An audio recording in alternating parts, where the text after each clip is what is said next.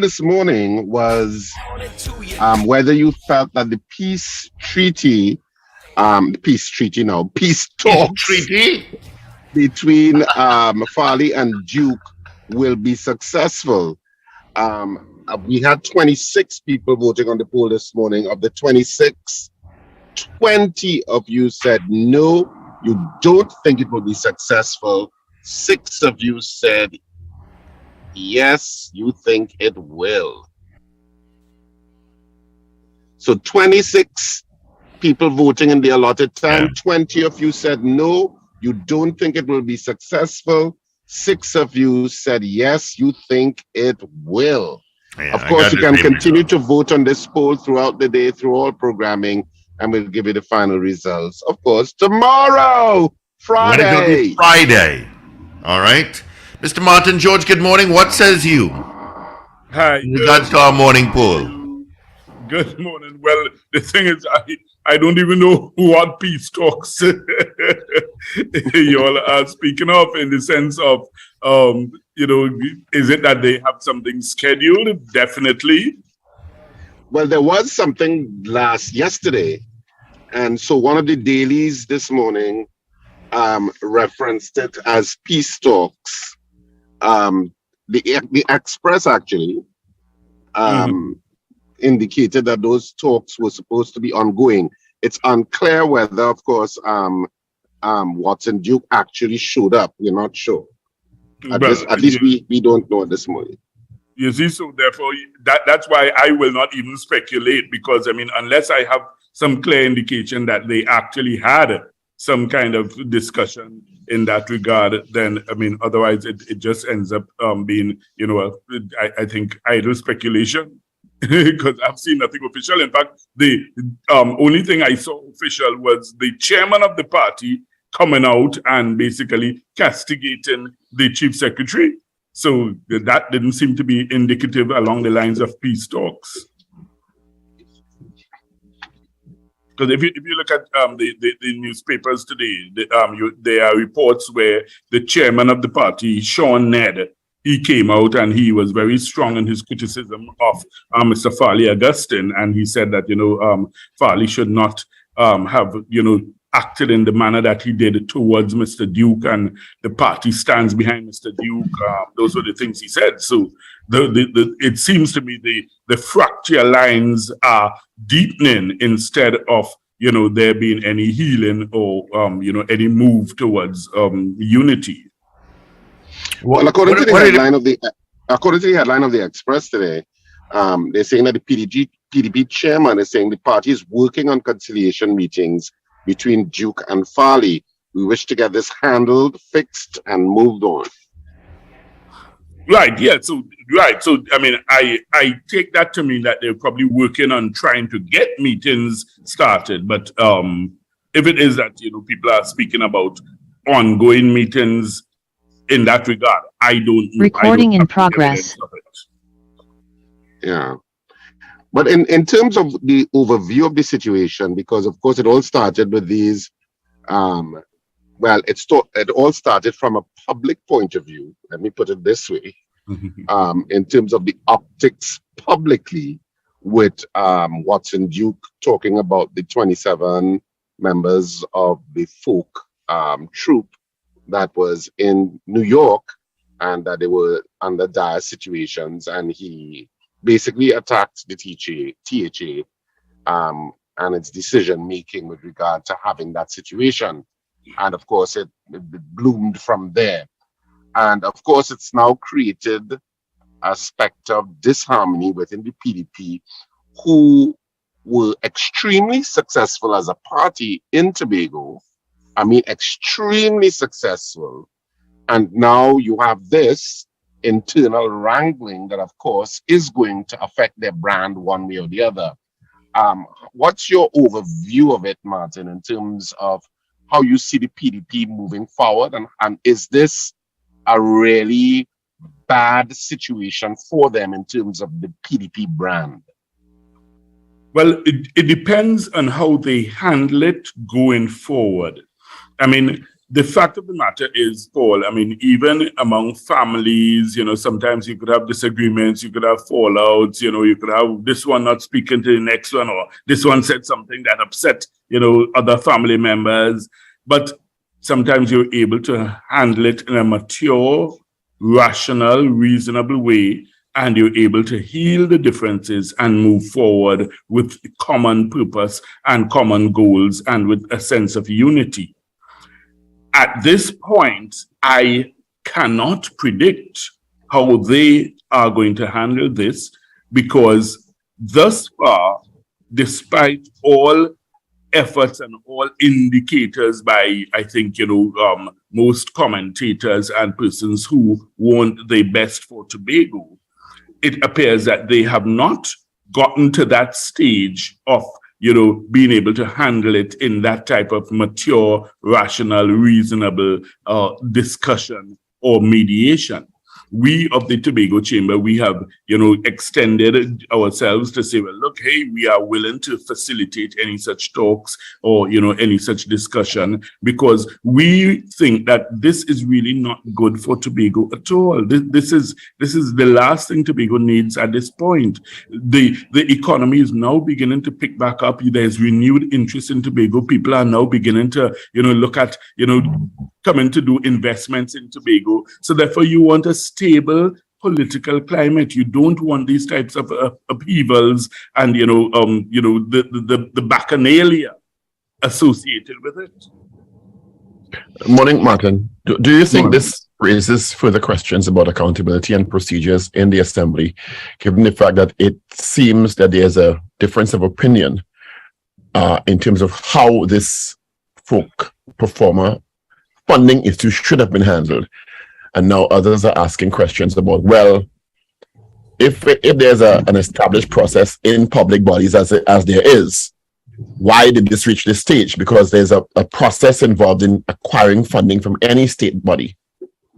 Well, the thing is, Paul, if you look at the history of the THA as an organization, and I'm not just talking about this administration, I'm talking stretching back decades, the THA has been a runaway horse in terms of its lack of accountability, lack of transparency, its consistent failure to provide the Auditor General with records when the Auditor General requests them, with reports, with receipts, with bank statements. I mean, you just look at the annual report of the Auditor General over the years, and it is replete with, the complaints about the THA and its lack of accountability. So basically, this just appears to be a continuation of that same type of behavior. Now, this is despite the fact that on the political platform, one of the things that I think the PDP campaigned on would have been greater accountability and transparency.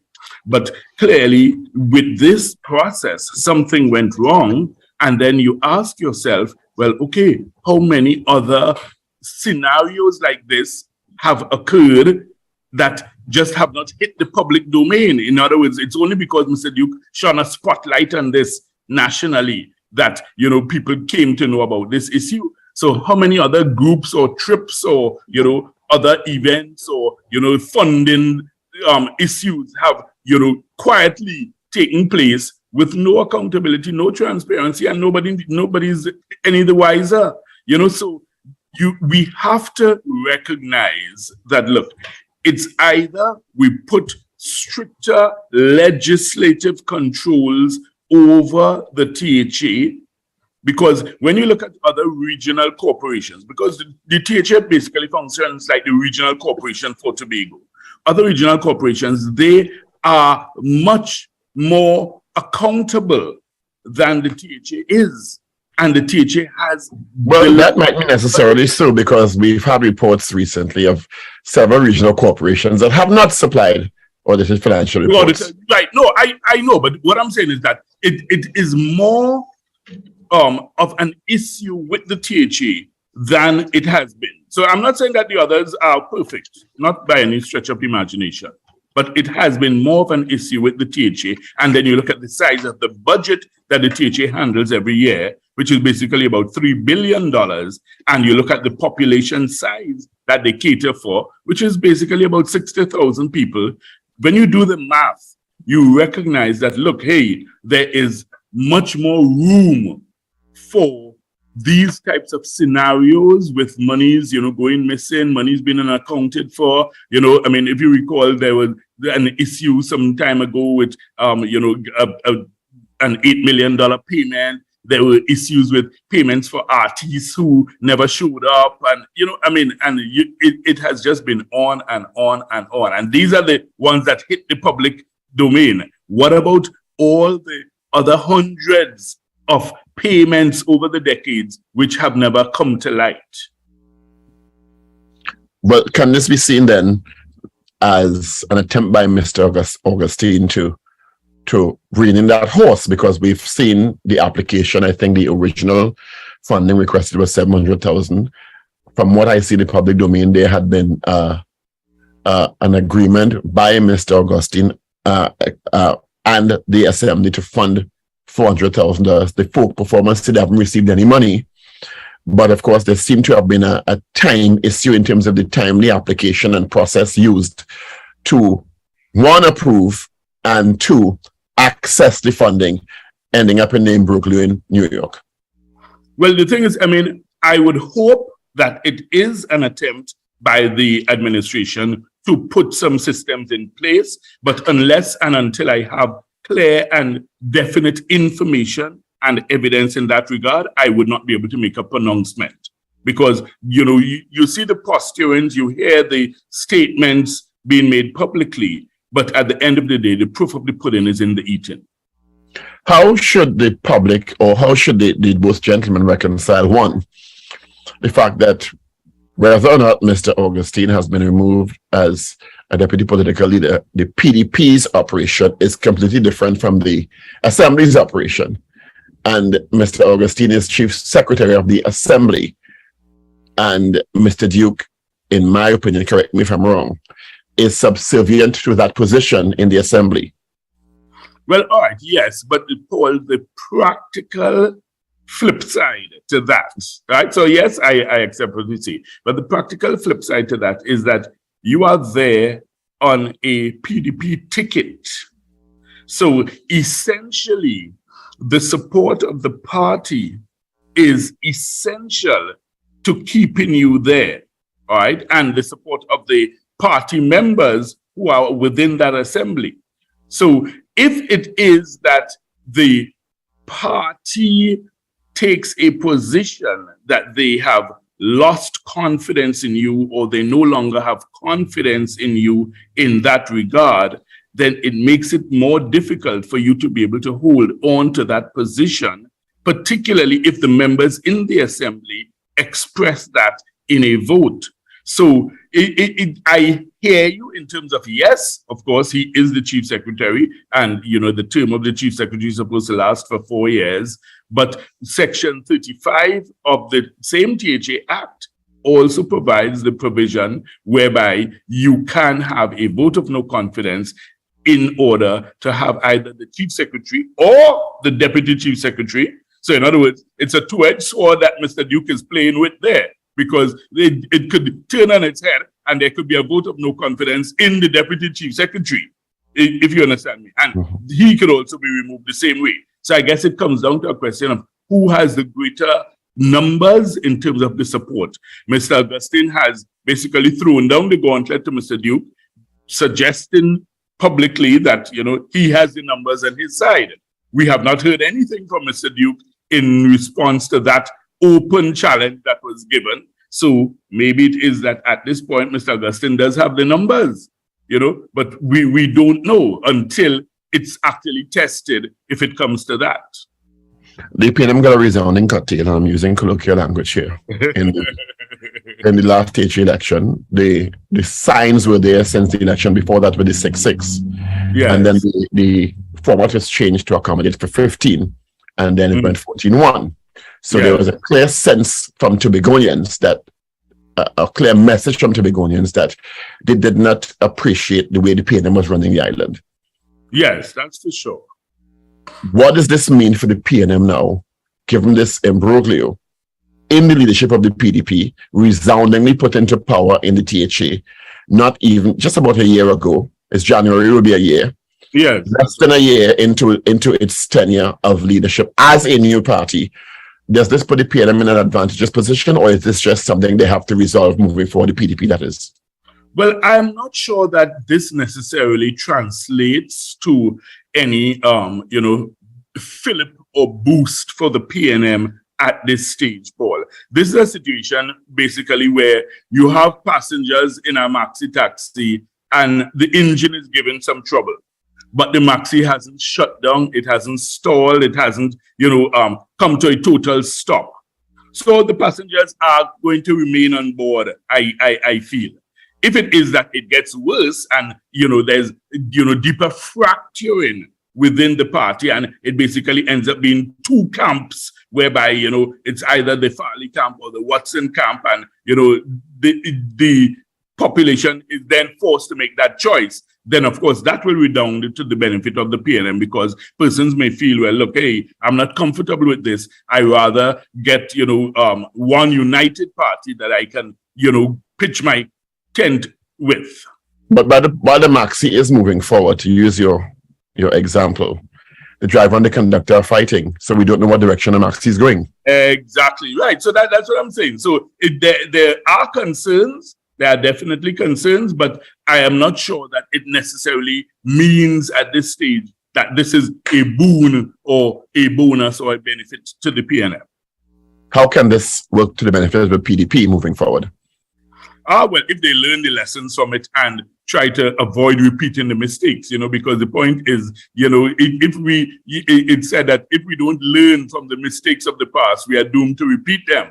So the fact of the matter is that if you have a hastily arranged and, ill-conceived, patch up and, the brokering of a peace deal, and it's not any deep-seated or lasting effort, then you will see this flaring up again. Because the point is, if you listen to the language, you look at the posturings, it appears that there are deep-seated differences between the two individuals. So in other words, that's not something that's going to go away overnight in terms of, just saying, well, okay, let's sign an agreement. Remember, even going into the election, they all signed on to an agreement that, there would be certain behaviors, etc.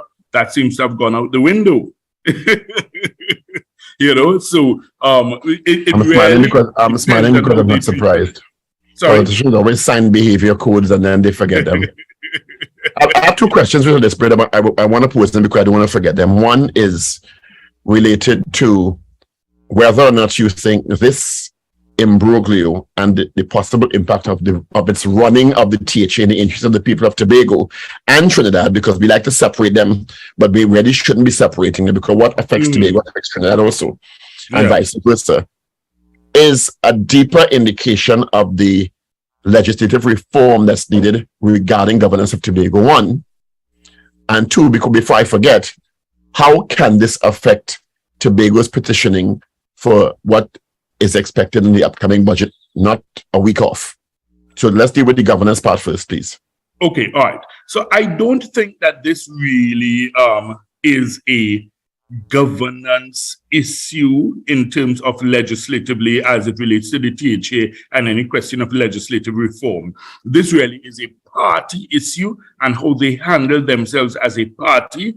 And I think that if you look at what Mr. Augustine is attempting to do, he's attempting to basically say, hey, listen, the business of the THA is continuing. I think last Sunday he had a meeting with the residents in Crown Point, and he showed himself and his other staff members at work. And I think basically he's trying to assure the public that, look, things are continuing as normal.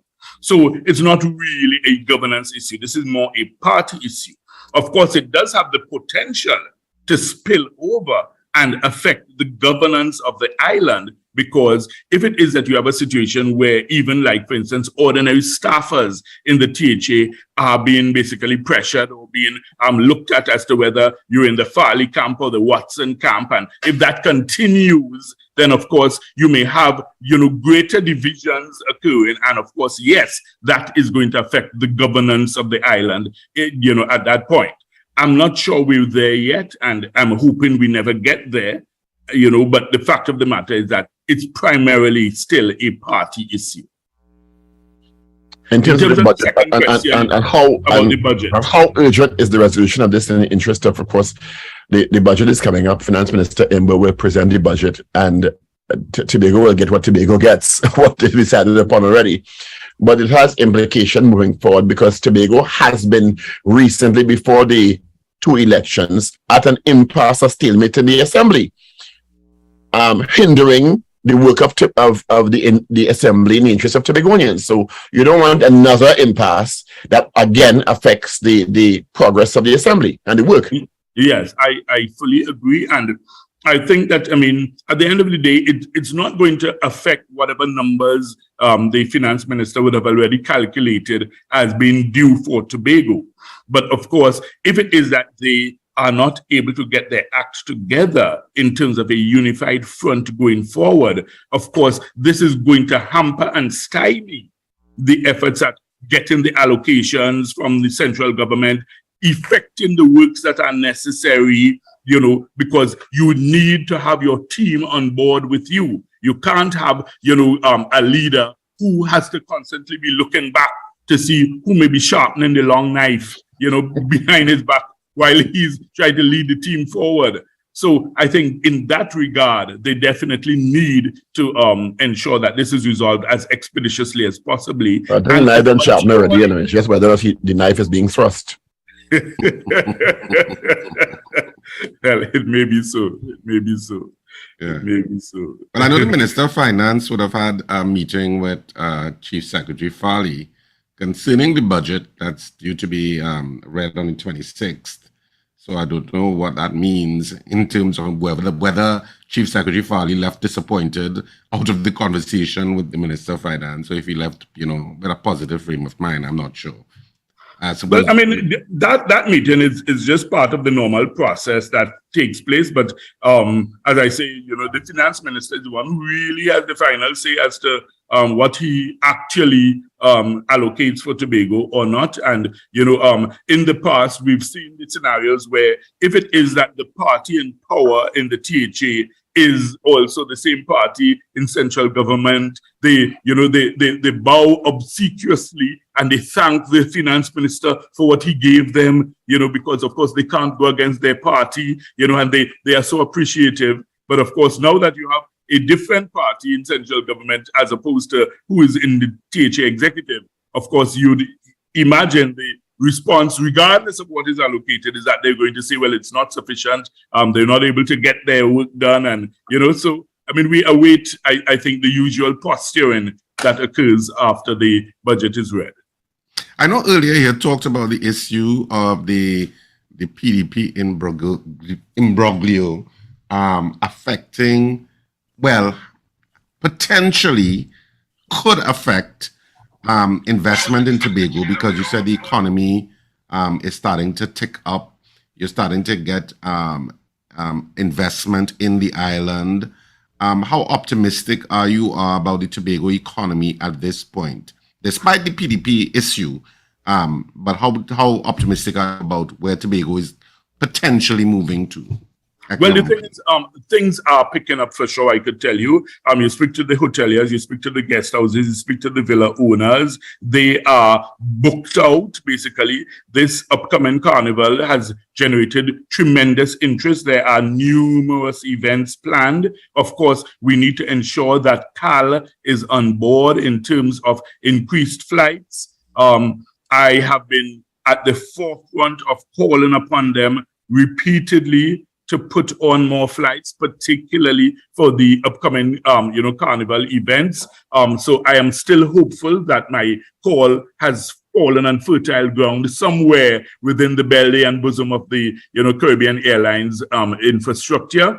But otherwise, I can tell you there really is tremendous progress being made, and we certainly don't need this type of infighting and this internecine warfare taking place within the PDP, the party that is actually in charge of the THA. So we hope that it would be resolved, in the shortest possible time. But of course, unless the two gentlemen decide they want to have that rapprochement and that moving together to find a workable solution, then we just have to basically wait and see what happens. Is this just growing pains for a young party, or does it rise to the occasion of a Manning Rowley battle or a Kamala Pandey battle for leadership? Well, it appears to be, yes, those two examples appear to be apt, but it's just that it's a bit surprising that it has occurred so early in the game. And the point is you can have people who have different styles, if you understand me. You look at Manning, Rowley, as you gave that example, they had different styles. You look at Kamala, Pandey, yes, they also had different styles. And clearly, between Farley and Duke, there are different styles. But the point is, if we are able, Paul, as mature, rational human beings to say, well, okay, look, I don't necessarily agree with everything you do or you say, but I recognize that you bring strengths, you bring value to the table. You may not agree with everything I say, but you recognize that I also bring tremendous strength, value, and potential to the table. Then we try to find the good in each other and work with that and ensure that we try to keep a lid on the aspects which are annoying and aggravating to each other. So therefore, we are able to create some sort of synergy going forward. But if they are not able to get past their egos and get past themselves, in terms of, because basically this is a baseball bat swinging contest. Basically, mine is bigger than yours. That's basically what you were very kind in the analogy there. it's radio friendly. Do you think, in the context of Mr. Duke has a lot more experience in politics?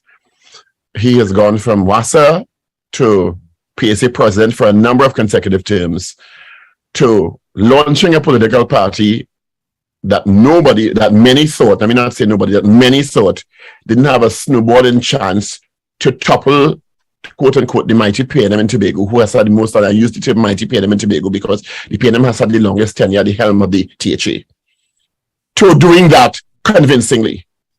And then that's Mr. Duke. And then you have Fadi Augustine, who is a relative newcomer, a lot of potential, very articulate, very intelligent, presents himself in a very statesmanlike way. Who has more to lose if this isn't resolved? Between the two gentlemen, one would think that it would be a scenario where I would think that certainly Mr. Duke would have more to lose if this isn't resolved. Simply being that you have a scenario where Mr. Augustine does not have the history or the antecedents or the pedigree, as you say, politically, as Mr. Duke has, right? So therefore, if Mr. Augustine ends up trumping Mr. Duke here, it would seem as if, the newcomer, the student has, outshone the master. So, I think that in terms of losing face, it would look worse for Mr. Duke. However, in the long run, we have to recognize that if it is that Mr. Duke really has the party base behind him, as he seems to suggest, then ultimately it may force Mr. Augustine into a position where he may have to find a new home, basically, in terms of a party. So that now is a different, kettle of fish you're looking at, because if it is that they expel him from the party and he now has to find a new party or form a new party, then that's a totally different scenario you're talking about. And I mean, you're asking if the Tobago vote for the PDP or did they vote for party or a combination of all the above at that time? Yeah. So, and the thing is, that's where Mr. Duke, I think, feels that he has his strength on the ground in terms of he thinks that the party supporters, the grassroots supporters, are in his corner.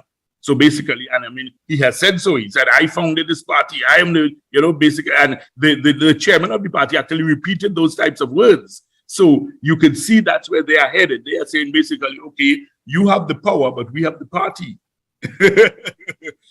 So in other words, and the parties who got you in power.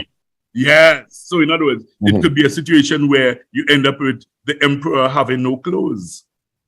But in your sense on the ground, Martin, is it that you think that Watson Duke is correct in thinking that he has the votes on the ground and that people will support him quicker than they would Chief Secretary Farley? Well, the thing is, I mean, the reality is Watson is a street fighter. We know that, okay? I mean, his history is clear. His public record is clear. So he has that touch with the people on the ground. And I think maybe even more so than Mr. Augustine, who has not had as many years in the political arena. And Mr. Duke has a way of connecting, I think, with the people on the ground in a very base and guttural manner that appears to appeal to some of them. I think Mr. Augustine, his appeal would more be to the moderates, those who would more, tend to, approach things with, the logic, the reason, the intelligentsia, the intellectuals. He will have the appeal there. But I think Mr. Duke is basically saying, hey, listen, the grassroots people on the ground are behind me. I think that's basically his position. And he's saying, look, the majority of his party base comprises those people who support him in that way. Do you think the PNM has, after the loss, the colossal loss, have reconstituted themselves in a way that's formidable enough to take any advantage of this at this point? The thing is, I mean, in terms of their internal reorganizations, I'm not sure it is yet at a point where the average man in the street in Tobago is saying, hey, listen, all right, because of this, I'm looking at PNM as an alternative. I'm not sure it's reached to that point yet. Because the only name you're still hearing is Calvin Morris. You're not hearing any other name. That's the point. And that's simply because he's the only member in the assembly. He's the minority leader. But then even there, I think that unless the PNM is able to throw up a charismatic enough of a leader who has that gravitas and that pull to be able to say, hey, listen, I am coming out, and I'm going to be able to, coalesce the forces. Is that answer, Dennis? Because to me, from the word on the street, the issue wasn't necessarily as much the PNM as it was Tracy Davidson Celestin. Well, I mean, of course, people had issues with her, and she, was removed from the position. Ansel is now the leader of the PNM in Tobago. As to whether he has that standing, stature, and gravitas that I was speaking about as a charismatic leader to be able to now come out and capitalize on this situation, it is yet to be seen if he will be able to do so. But I think if they had that kind of person, they would clearly be able to make much more of this in the present circumstances. Have you seen that kind of person? I mean, my individual view, I have not yet seen it. Of course, persons may have the potential. They may just be doing as the Bible says and keeping their candle hidden under a bushel so you don't see the light shining yet. Tobago, you said Tobago is on some sort of rebound. I read an article and I shared it with the guys earlier in the week. Jamaica has recorded its best ever summer period for tourism, $4.2 billion. They said in its history, coming out of a pandemic, $4.2 billion. While Tobago may be coming out of what it was 2 years ago, that's a relative position to where it was in a pandemic. Has the work been done to get Tobago in a competitive position? No. I don't need to expand anymore. It's a simple answer, no, because I have spoken about this repeatedly. They have no clue as to what they're doing. They don't even understand what tourism is about. Who is they? Let's continue. Who is they? I'm talking about those who have been in charge of the THA consecutively, not just this administration. Over the years, they don't appear to have the slightest clue as to what they are doing. And what they do, they arrange these trips and these joyrides for persons and their supporters and their family and friends, and they think that that's tourism. That has nothing to do with tourism, with the greatest of respect. You know, what they need to understand is basically, okay, analyze and assess what is your product. You analyze and assess what is your market, who are the people you are targeting. They have had programs like, remember they organized flights to Brazil to try to get tourists from Brazil. Really? Who on earth from Brazil wants to leave Brazil to come to Tobago for a vacation? Remember, they paid for the flight with 300, it started with 300 and something people, and the flight is stopping everywhere else. It ended up landing in Tobago with 8 people. I mean, come on. The nonsense and absurdity. Even, for instance, okay, if you're talking about the cruise ship industry, what you need to do is to try to ensure that you get your port to be a hub. That is where you make the money as a cruise ship point. Not just having a cruise ship dock at your port, you want to be a hub. So in other words, the cruises would originate from you. Then you would now start to see the benefits of that. So, I mean, the point is, I mean, then look, you had the Sandals project. People in Tobago, they rejoiced when the Sandals project collapsed. So they don't even understand what tourism is about. Because the point is, as I told people repeatedly, the brand that Sandals is, it brings visitors. Once you have a Sandals and a beaches resort on your island, people will come to your island. When Sandals advertises internationally, they will say Sandals Tobago. Right? I spoke with the VP of marketing in Sandals. He indicated that their plan was to have the Tobago Sandals as the #1 sandals in the entire region. They were planning overwater villas. They plan to make it the best ever. So, in other words, what happens? Let me tell you. People who normally stay at Sandals resorts, what they do, they then hop around. They look for the other islands that have sandals because they say, well, I haven't tried this one yet. Let me go. Tobago has a sandals. And you're right, because they offer deals. When you pay for one sandals, you can actually go to the others for free. You just have to provide your air transportation. You can actually stay. I have 4 friends who recently did a tour of 4 sandals in the Caribbean, and once they paid for one, they were able to stay at all the others within that stay period for free. And this is what I'm telling you. And the point is, Sandals has already mastered the marketing, the branding, the positioning. So therefore, once you piggyback on that, you would start seeing, I mean, I've been all over the world. I've been in... Well, then is it a failure of the people of Tobago? Is it a failure of the government, given that they had it in their hand and they allowed propaganda and old talk and bacchanal to make it disappear?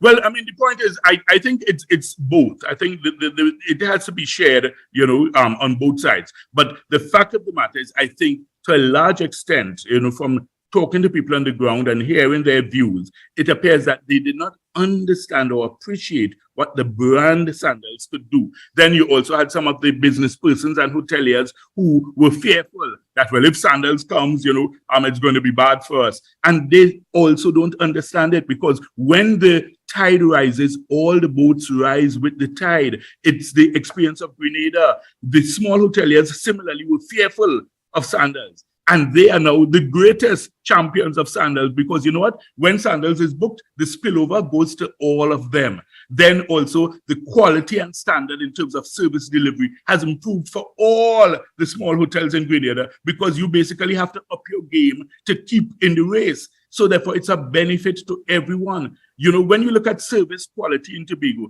that has always been a perennial problem. There has been no specific... So then should the government revisit that Sandals and go and talk to the Stewart brothers and say, but give me an next chance now? Well, the thing is, you see, it's a question of how it came into being in the first place. We need to understand that, first of all, Sandals did not want to invest in Trinidad and Tobago.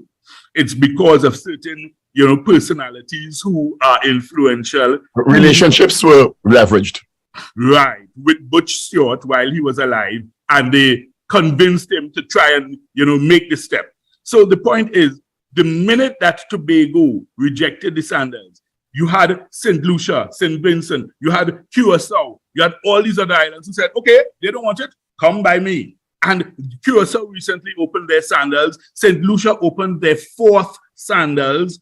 So, I mean, if you have 3 and you are eager to grab a 4th one, and St. Lucia's tourism is way above Tobago. So clearly they must recognize the value of the brand. So, I mean, these are things that I think that we really missed opportunities as to, how you apportion the blame. I mean, of course, we could debate that forever, but the fact of the matter is we need to learn from these lessons and understand that in going forward, you must have that type of brand tourism, because that pulls people anyhow from anywhere. Your airlift problem is going to be resolved automatically once you have that type of branding on your island, because people are going to come for the brand. We need to understand tourism has, gone way beyond seawater and sand. Well, was the decoupling of Trinidad tourism product and Tobago tourism product productive? Because now there's a separate entity promoting Tobago and a separate entity promoting Trinidad. Was that decoupling productive? Well, the thing is, I think the idea was that they were trying to market it as 2 separate destinations. But here's the problem, Paul. You do not have sufficient direct flights to Tobago to make that productive. So you still have to land in Trinidad. You still have to fight up at the airport, sometimes waiting on standby, begging, for a seat to go on. No tourist wants to go through that as your first experience in the country. Nobody wants to go through that. Could you imagine you came off an 8-hour flight, Paul, and then you landed at Piaku. You're there by the counter with your bags and your suitcases. You're tired, you're frustrated. You just want to get to your hotel, have a shower, get something to eat, and probably sleep. And then, in this hassle, this mass of people, this mass of confusion, you're in a strange country, you don't know what's going on. They're telling you, well, your flight is canceled or there's no seat for you. And I mean, it's an awful experience. So we need to ensure that we have a seamless transition of persons who are coming to Tobago. And if you don't have the airlift and you don't have the capacity in terms of the demand for the hotel rooms, you will never get that. And that's where it begins. So in other words, let me tell you, this brand new airport that they're fighting to build in Tobago, yes, it is a necessary part of it. But in a sense, they're actually putting the cart before the horse, Because if you don't have that demand in the first place, building the biggest airport in the world is not... But you just said, that sounds... because you just said people still have to land in Trinidad. Wouldn't the airport facilitate landing directly in Tobago? No, if you don't have the demand, Paul. That's what I'm saying. So you still have to book the airlines to come to Tobago. That's the point. That's the point. Demand is what drives airlines to come and land in your place. If there isn't that demand to land directly in Tobago, they're not going to come. Well, I always say it's 45 minutes from Miami to Jamaica. Yeah. We far down the chain. What are we offering to drive people far down the chain? Mention that. What are we offering? I always said one of the biggest challenges is you could stop at Jamaica, 45 minutes. Bahamas, Kirks and Caicos, Puerto Rico, Grenada, Bahamas, coming down the chain before you reach down here. What are you offering to drive me past all of that? Bring me. Paul, you see, now you are beginning to analyze it in the way. No, but I will say this is not brain surgery. I am sure the Minister of Tourism and all of them know all of this. These are bright guys, they are government ministers, etc. Why is it so difficult for us to get past all of this? Mm-hmm. Well, you tell me. Well, I can tell you from where I sit. They sit in Parliament. But again, one of the issues is that, and we've spoken about this, we know the rhetoric, the Dutch disease, we had oil and gas, we never focused on it essentially enough. We don't have to make it work because we will wait for the price of gas and oil to go up. So we don't have to make it work to survive. They have to make it work to survive. Yeah, but Paul, the thing is, okay, let's look at Dubai as an example. Dubai has always had more oil and gas than Trinidad and Tobago could ever imagine. They take long term. Decades ago, 50 years ago, they decided, hey, listen, oil and gas is not our future. We have oil and gas, but that is not going to be our future. Let's use the money from the oil and gas and start to invest in other things. So they started developing their tourism industry. They started developing their infrastructure, right? Dubai is now actually rivaling Disney World and Orlando as the #1 tourist destination in the world. They're not satisfied with that. They are now moving into healthcare services. Dubai's vision is that they must be the medical center of the world. So in other words, you have the tourism infrastructure, you have all the hotels, all the amusement, everything. So in other words, they're saying, okay, in addition to that, you're not feeling well? Come to Dubai. We will take care of you. We'll perform the surgery. We will provide the treatment. And then afterwards, you could relax, recuperate, enjoy yourself, you, your family, your relatives. You are here in. So that's what visionary leadership is. And sport, they're actually championing to make themselves a sport center in the world. That's the next thing. So, and you see, that's what we have lacked, Paul. What we have had is politicians, and I mean no offense to present company, we've had politicians who have I'm a reluctant politician. who have been basically working on a 5-year plan just simply to get re-elected.